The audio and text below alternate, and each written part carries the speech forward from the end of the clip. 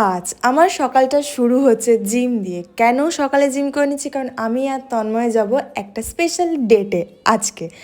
তোমাদেরও নিয়ে যাচ্ছি, তাই তাড়াতাড়ি ব্রেকফাস্ট করে বেরিয়ে গেলাম। আর ওকে বলেছিলাম এই ওর ফেভারিট টি শার্টটা না পরে একটা নর্মাল ওভারসাইজ শার্ট পরতে, কিন্তু ও পরেনি।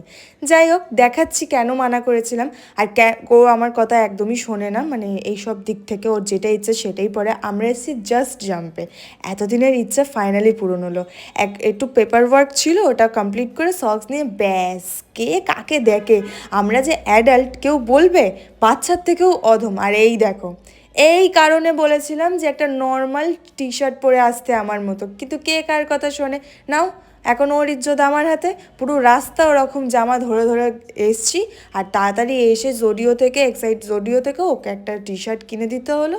আর এত খিদে পেয়েছে ও নিজেই সার্ভ করে নিচ্ছে, আমাকে দরকার নেই ওর। আর ওকে এই টি শার্টটা পরে কেমন